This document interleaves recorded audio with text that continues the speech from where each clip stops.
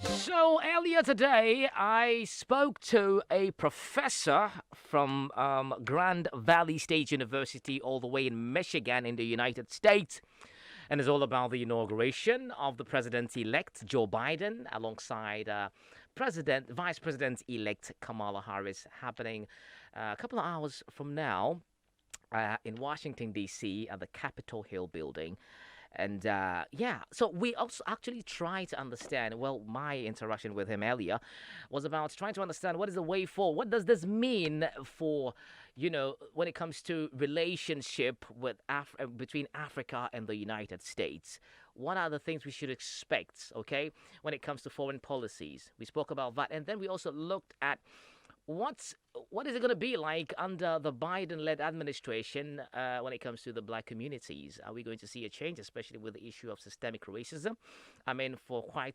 For eons, I would say so, not exaggerating, but for some time, over several years, we've seen how issues of racism has been all over the place. Sometimes it's not openly, shown, but then you know that this is actually a clear-cut, racist action. We talked about that, how a Joe Biden led administration, of course, considering the fact that his vice president is not just, not talking about the fact that she's a woman, but the fact that she's also a person of color. Others would say she's African American, she's half Indian, and this and that.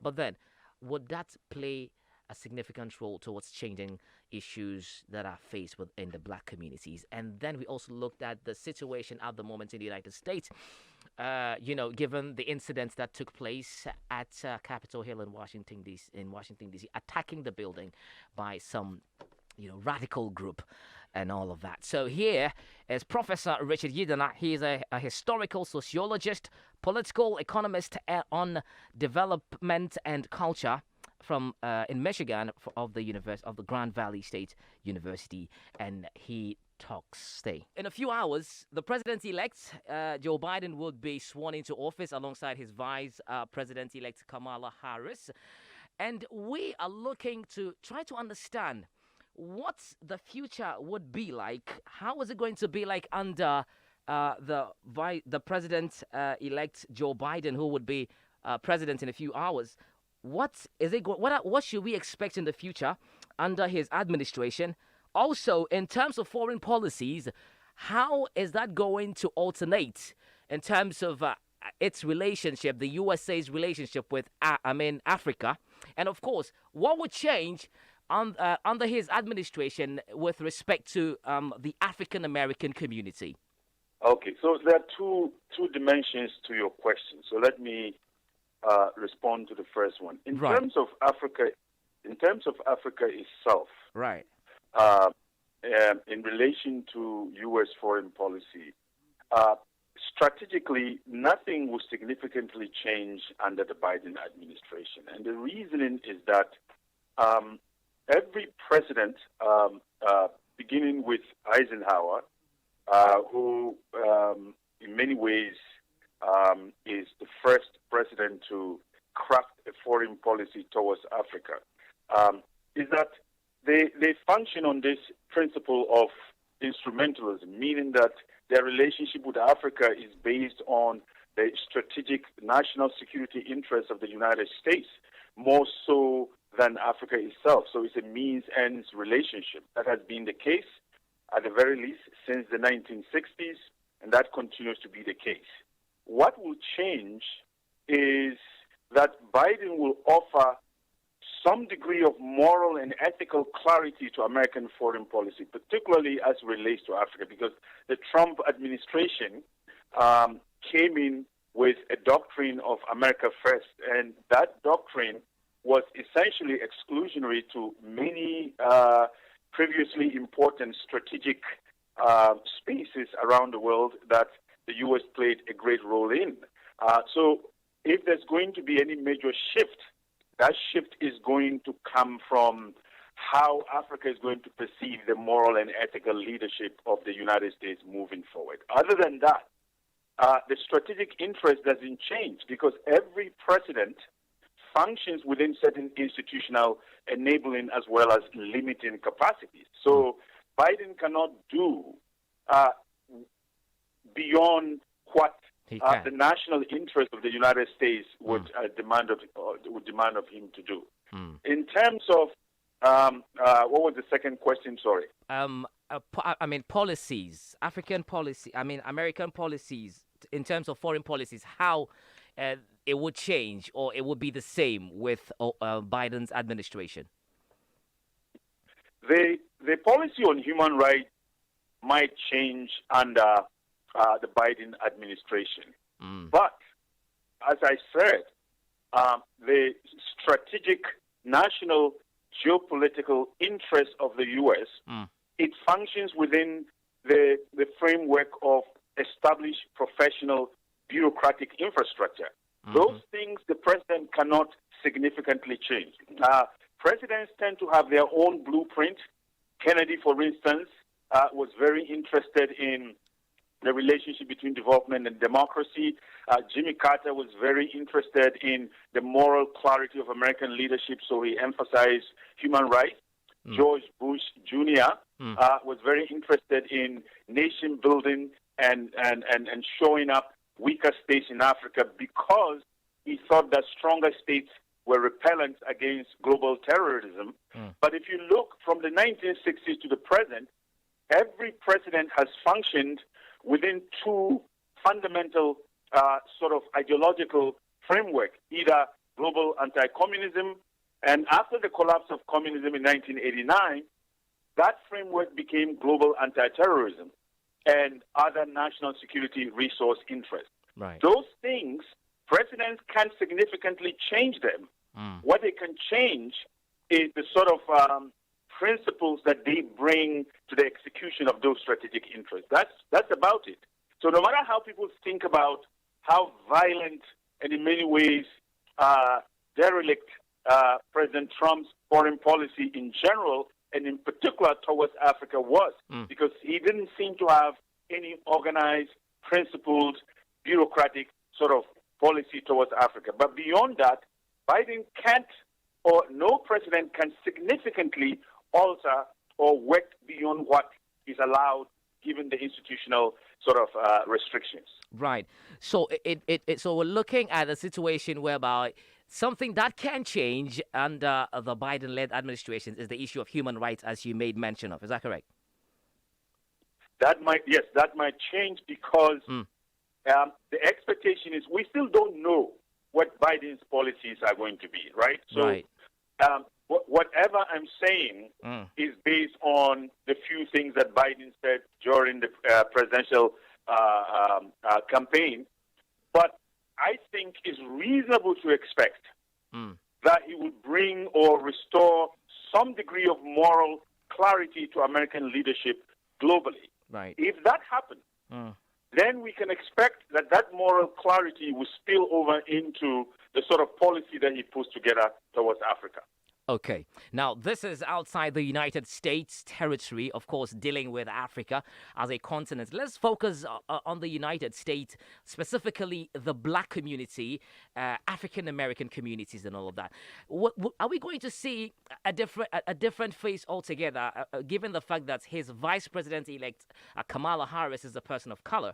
And, of course, given the historical back and forth and the deprivation and not given access to the black communities in the United States, are we going to see something that is more of encouraging or more progressive this time under his administration alongside Kamala Harris?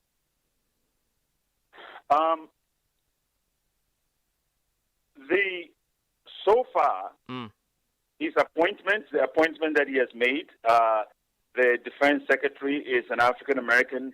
He's tried to be very diverse, culturally diverse. He's tried to be historically mindful of excluded sort of groups in the United States, and he's tried to build a sort of cabinet that reflects the historical exclusions and inclusions of the United States.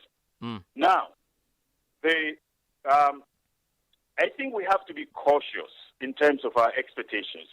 It's akin to the sort of expectations that people had on Obama when he came in as a black president. And what I mean by we have to be cautious is that, again, while Biden may have lofty goals, while he may genuinely be interested in some transformational policies to address systemic exclusion, systemic racism, historical racism, contemporary forms of exclusions.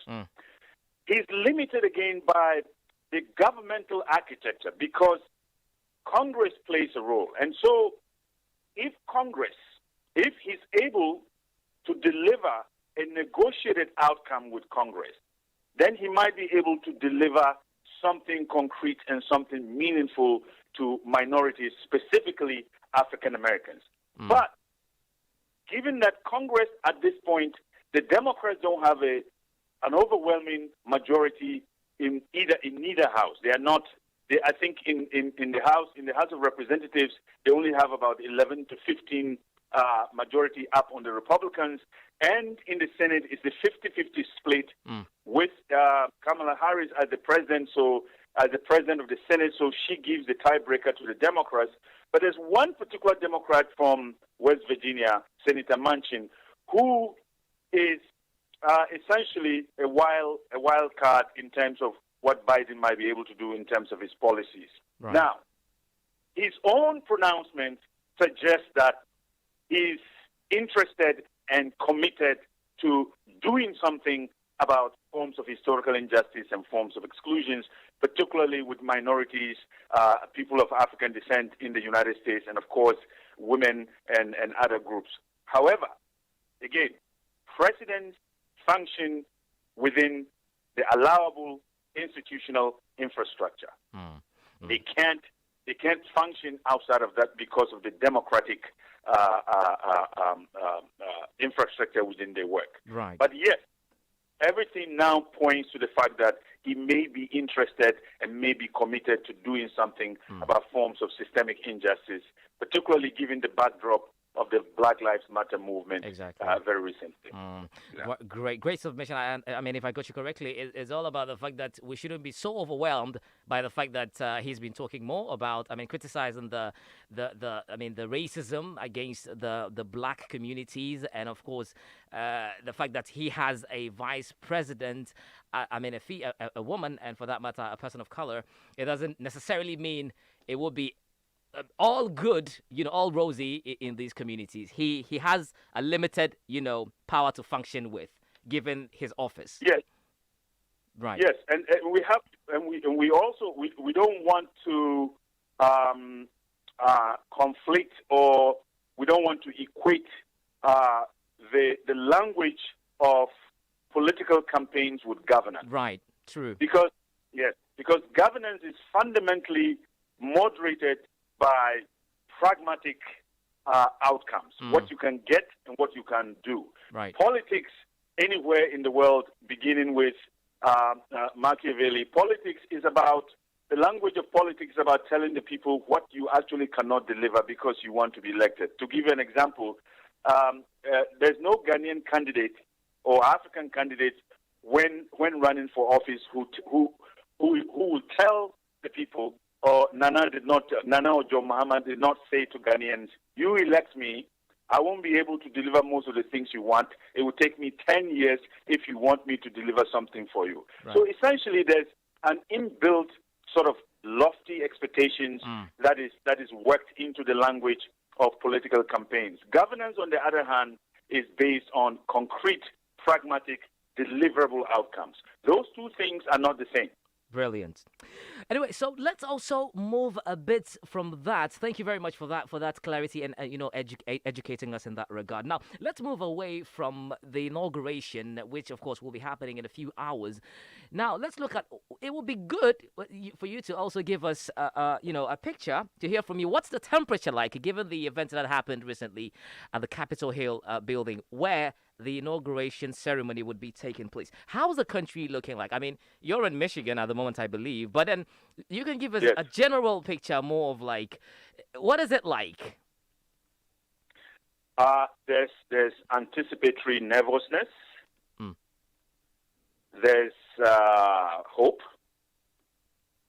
There's the what if factor. If you look at D.C., the Washington, D.C. right now, they have 25,000 National Guard troops there to keep the safety of the inauguration. The storming of the Capitol and what happened after that, if you want to get a clearer picture, is more of an exacerbating factor, because don't forget the backdrop of 24 million cases of COVID-19, more than 400,000 people dead, more than 10 million people unemployed, unemployed and looking for employment. And there are questions about the national security, the safety of the country as a whole. Right. So there's apprehension, there's fear, there's hope, there's nervousness. There's all these things that are in play at once. And so the hope is that the inauguration goes without any problem, and that Biden can get to work to deal with major issues like immigration, like COVID-19, like student loans, like rental issues that people are having, getting kicked off their homes, and the like, and the like, and the like. So right now, the entire country is on pins and needles. Okay, so but then in the various different states across all 53 states aside Washington, what is the security situation like? Also, if you could give us a bit of a picture. Yes, in Michigan here, as you well know, where some few months back there was a plot to kidnap and assassinate the governor. Yeah. They've activated the National Guard and, of course, to protect the State House in Lansing. In all 50 states, because recently the FBI came out with a security warning that the far-right white are planning in many ways to conduct some degree of violence from state to state. So every state has activated some degree of security measures to protect particularly the state houses and all other legitimate avenues of state political and institutional structure. Right, that's great. Well, it's really good and, of course, calming to hear that at least security has been beefed up to protect and ensure the safety of all citizens, including you as well, Prof. You should be safe because we would need you again to, feed us with some of these nuggets and educating us with exactly what's happening with respect to governance, both, of course, globally, generally. Thank you very much, Prof, for joining us on the Africa Daily Show. We will definitely reach out to you if we have some clarifications moving forward. With regards to after this historical event today. Thank you very much, and God bless you. You have a good day. Okay, so bye-bye. The new Africa is fresh, creative, and energetic, and I love Africa Global Radio. All right, and that was Professor Richard Yidana, all the way from Michigan, and he spoke to us. He gave us an idea of what it all looks like and what, we may be expecting from the Joe Biden-led administration alongside Kamala Harris. It's happening today in Washington, D.C., the inaugural ceremony where, unfortunately, the current president wouldn't be attending. That's quite unfortunate. But it's definitely going to take place with about 25,000 National Guards to ensure that it goes smoothly. Talked about the policy, the American policies with respect to Africa. What we may expect or see that would happen in the black communities. We started seeing some of this diversity in terms of his appointment, his appointees and all of that. Maybe that's a positive picture from the onset. But moving forward, what we may see is what he talked about, and as a matter of fact, gave us an overview of what how the country is regarding what happened at Capitol Hill in the past days. Okay, I have my colleagues right here seated with me, Epi, Mami, and Hafiz, and we're about to, give our own take on Prof's submission that I had with him earlier. Okay, let me begin with you, Harris. I say Harris. Hafiz. I've mentioned Kamala Harris, and I'm now mentioning it. Right, Hafiz. Hello. Another day, Mm, 20th, we are here. 4 years ago.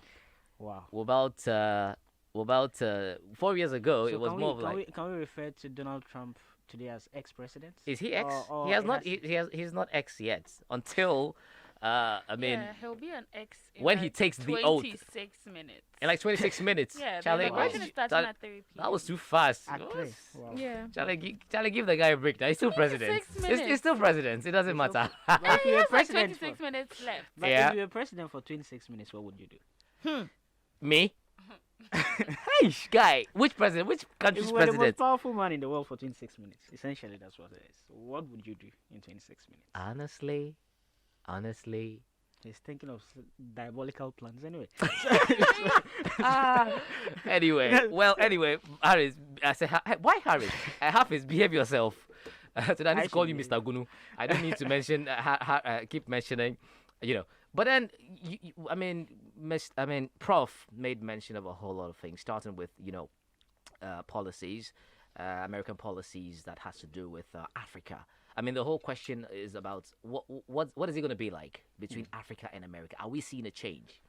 Well, if I heard Prof right, I mean, he talked a lot on three thematic areas for me, Right. and one is expectations, Mhm. what to expect that is, because you went in guns blazing asking him directly. So Mm. exactly, so he touched on the expectations bit. He Right. also touched on governance Mhm. regarding appointment and everything, and Mm. lastly he went into, to gauge the general mood Mhm. and what it is like. Across the country. Yes. Mm. Now, touching on the expectations you mentioned, if you were asking him if indeed what the world and Africa, Mhm. especially, should expect from a Biden-led administration, True. and like I expected, he said, well, what we should expect here is the moral and ethical clarity, Mm. according to his words. Mm. But then, he still, as a president, is going to operate in a certain framework. Yeah. Yes, which is expected, because at the end of the day, the moral and ethical clarity bit for Mm. me is means days of Donald Trump, going about governance, Mhm. going about political business, Yeah. and throwing morality and everything ethically Mm. surrounding his dealings to the Mhm. dogs are over. So on issues of immigration, Mhm. the Muslim ban, for Yeah. instance, Yeah. yes, Mhm. it was a huge, it sparked this whole moral debate. Right. Yes, and I think it's one of those considerations that Biden will generally be looking at. But then, as to expect something significant, Mm. I really didn't think that would be the case, and it actually cements this saying in America that America doesn't have permanent friends, just Yeah. just permanent interest. Mm. Yes, and that's it. You're Yes. you're working. I mean, towards Exactly. the interest Because of at the end America of the, first and at the end of the foremost. day, whatever policy or whatever it is that deal you are going to get into with America, Mhm. they'll definitely be considering what's in it for them. For them, absolutely. Exactly. Yeah. I mean, he So- made it an ends meet thing. Exactly. for them, So right. that's essentially what it is. Mm. So if you are looking to just go in there and reap all the Change benefits, things. that's not how it's going to be. Mm. And so Biden, in that respect, isn't going to be doing anything markedly different from Okay. what we've seen his predecessors do. Okay. But on the moral and ethical bit, Mm. we expect to see a little bit more, caution Okay. when it comes to applying some of these touchy, issues. Mm. Anyway, and the second bit about governance. Right. Now, when it comes to appointments, of course, you mentioned Kamala Harris Mhm. and her background, Yeah. and essentially minorities and Mhm. how they are going to be represented. Mhm. And basically, his answer to that was that governance is different from political language, Mm. and so he would have to be cautious Mm. and in the way he goes about implementing some of these things, Yeah. because what he says on the campaign trail might not exactly be Reflects something he would be able when to he's do. governing, Yes. yeah? Hmm. And due to certain bottlenecks that we'll see, Okay. especially in Congress, he made Mm. mention. But he made mention of the fact that, I mean, Biden started doing some appointments that looks at cultural diversity, a few African Americans Yes, here and there. previously, you wouldn't expect that from a Trump-led administration. Right. Yes. Mhm. But right now, America is so diverse. Mm. You have blacks, you have Latinas, you have the LGBT community. Yeah. all these people are going to come. The Asians The and all. Asians and everyone. Right. So he's going to consider all these groups. Okay. And trying to, to make his cabinet, Right. a little bit more to represent Culturally basically diverse. everyone. Okay. Yes. So it's something he has to think through. Okay. But then there are certain instances where, like he mentioned, that he's not just going to. There is something he wants to do, and there's actually operating within a framework Okay. and how governance is supposed to work. True. And so he would have to work within that. Mm. And so it's going to be very problematic Okay. in certain respects, Okay. especially when it comes to seeking the approval of Congress. Mm. Like he mentioned, how the numbers and the numbers in there aren't so great as compared to the Senate. Right. Yes. Right. So right. these are things largely he talked about. And Mm. the last part, the general mood, we Mm. wanted to find out what exactly it is Like, like yeah. in the Mhm. United States at the Mm. moment. And of course, is that of hope, is that of nervousness. Yeah. Because it's the United States, and somehow you have 20,000 plus troops. Yeah. Not in Afghanistan, but In Washington D.C. in I just Washington, this DC. place that What's happening? a ceremony will be taking Yes, place. Yes. Yeah. Because given the events of January 6th, I'm Mm. sure they wouldn't want to see a repeat Mm, of that, and mm. so they are trying to put all the necessary measures in Mm, place. But Right. Mm. it's a mixed bag of feelings and everything. Okay, that's great. Thank you very much. Let me move on to Epi. Yeah, you've been the one extra excited, and maybe I don't know. After this, you'd be catching the live feed. Getting to Merry Make alongside our black communities out there. Anyway, Well, it's good. Mhm. I mean, let's just one thing I also want to say is, I mean, as much as Trump is leaving for Mhm. Florida okay, this afternoon. okay. Oh, he's going to Florida now. Yes. Right. Yes, he's gonna fly to Florida. He Okay. doesn't want to be there for the whole ceremony. Right. But then, I mean, he's vowing to be back. Oh, he says he's gonna be back. Yeah. Oh, to run for president again? He hasn't stated, But he he's said he will vowing be to back. Yeah. Sounds like Terminator to me. Arnold Schwarzenegger, like, I will I'll be be back. Okay, and then else, by the way. Right. Well, he touched on a lot. Hafiz has said a lot. Okay. I mean, to have the 25,000 National Guard troops. Yeah, there. yeah. I feel Says a this. lot. I feel this basically it's like a follow up. It's like we want to double check everything Mm-hmm. due to what took place at the Capitol, Okay. the riots that Mhm. happened at the Capitol. So Right. that's why they actually have this number of people in place Okay. to prevent and avert anything that might Unforeseen cause a circumstance, huh? disruption to this whole ceremony. Okay. And for the FBI to actually come out and warn Mm-hmm. that these are things they've heard, it means investigation is actually ongoing. Okay. You understand? right. And if the FBI is saying that, okay, fine, so the far rights Mm-hmm. are actually saying things, and these are things that might actually happen, then We we, should have be to on the prepare ourselves. lookout. Yes, and Okay. that means that work is taking place. Right. The only thing is, people are afraid Mhm. with the backdrop of COVID-19. Exactly. Yeah, Joe, that's the president too. elect took his vaccine Mm-hmm. on air. We actually saw Publicly, when he took, yeah. Yes, he took Mhm. it on air, and it was interesting to see him take it. But with all these issues unfolding, Mm-hmm. Yeah. now there's that issue of trust which is lost in the balance Okay. over there. Mm. So we've voted for something new. Mm. This is like a new dawn. Mm. But then it's actually coming up in a haze because we have this whole COVID-19 issue. Mm-hmm. Yeah. With Biden's administration, Mm. from all his talks, his speeches and stuff, you realize that he's actually bringing science back Mm. to America. Okay. Unlike the outgoing president, who, in a way, was kicking He's all science out of the door. business-minded. Exactly. Mm. But he is bringing science back. He's Okay. actually reinstilling Okay. and then reinstalling trust in Okay. the systems or the institutions that they have set up there that work into these scientific research. So I Okay. believe if these people actually have the backing Right. of the higher seats, of office on their shoulders, they'll do better. They will do something. And this is like a breaking of a new day, especially for African Americans. Okay. Because most of them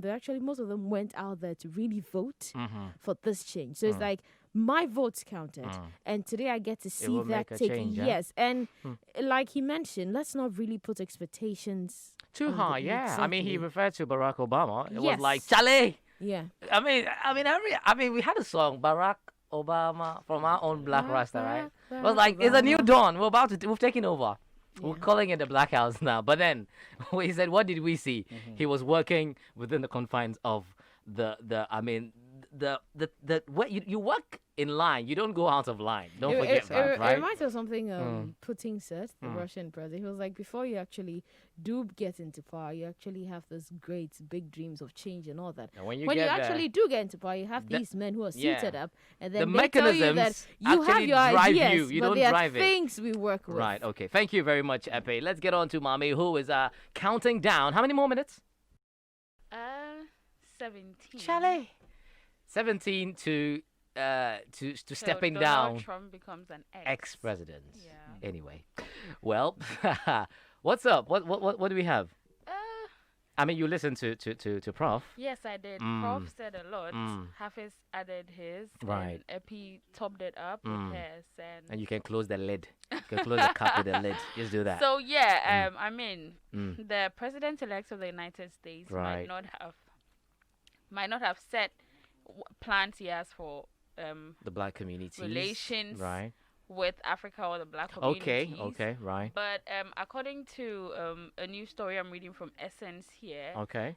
he has already laid out 10 plans he has for the first 10 days in office. First 10 days. First 10 Reminds days me of after Aaron. the swearing. Aaron in. as well. What first 100 days? 100 days. It's too plenty. Anyway, he's a powerful man in the world, so he will be in a few seconds, in a few minutes. So Yeah, Yeah. so I'll list a few. Mhm. The rest can be found on AfricaGlobalRadio.com Sure, because we sure, share sure. the story. right. So he said the first thing he would do Mhm. is ask the Department of Education Okay. to extend the existing pause on students' loan payments and interest for millions of people with federal student loans. Okay. And on January 22nd, Mm. he will direct his cabinet agencies to take immediate action Mm. to deliver economic relief to people across the U.S. Yeah. I think I saw something like that. $40,000 to every household. Yeah, Charlie, 1,400. 1,400. Sorry, to 1,400. I said, support yeah, 1,400. individuals, Thank you. families, and then communities. And then lastly, the third thing is he will have the U.S. rejoin the Global Paris Agreement Okay. that is tied to climate change. Yeah, I mean, he's championing that cause. He's been talking about that. He for- also signed additional executive actions to Mm. address the climate crisis with urgency based on science. Okay. And then he also plans to take action on campaign promises related to reforming the nation's criminal justice system. I mean, these are a lot Signs, of things. Yes, Mhm. these are lots Mhm. of things that Mhm. because we've heard stories about the mass incarceration of black men in Mm. the United States of America. Really? Yeah. Yeah. Yeah. I wasn't sure if that news was actually true, but Oh, come on. It is. And that's very. So if he's going Not- to reform the nation's criminal justice system, then it's good. Because Mm. I read a story where a man was jailed for I think a long term of years in prison Mm. for I think he stole a TV or something. A TV. Yes. Yeah. Okay. So Right. I think these plans are great, Mhm. and I mean, Donald Trump came with the MAGA plan, Yeah. Make America Great Again, Yeah. but we didn't see that happening. So Mm. hopefully, The guy was going to build a wall, a huge wall, like. Right? so we're Mhm. hoping that the Joe Biden-led administration Okay. will be able to do these things they Okay. have set their mind to Right, do. right, very well. I mean, clearly, if you listen to the part where Prof talked about, I mean, political campaigning is actually different from the real deal whilst you're in office. So let's see what happens. But then Hafiz. Mm. Yes. To just finalize on everything she said. Okay. Now, you need to understand something. The Mm. hope on Joe Biden stems from one thing: Mm. predictability. Okay. He's not a wild card like Donald Trump. You can't tell his next Exactly. move, huh? Exactly. Like playing a chess game. With Joe Biden, you can Okay. actually predict his next move. Okay. At least he's put some out there. So Mm. you get a little bit of understanding as to okay, Where this is he going to could be happen. headed, right? Yes, or where his head is at. Okay. With Okay. Trump, that wasn't it. In Mm-mm. fact, Trump was what you'd call an anomaly in American politics. Mm, Yes, mm. yes. Anyway, so that's the thing with Trump and Mm, Joe Biden. okay. That's where the hope is stemming from. Okay. His, to be able to predict his next move, Mm. and with, like she rightly mentioned, the Paris Climate Accord Mhm. is something that he hopes to Mm. to get America to rejoin. Right. And interesting enough, with regards to joining some of these organizations, Okay. you remember Trump also pulled out of the World Health Organization. Yeah, yeah, I was about, yeah. Yes, and with that, I think that divorce hasn't been finalized. So Nobody, it yeah. will actually be finalized in July of this year. So And- what he can actually do is issue an executive order to pause it.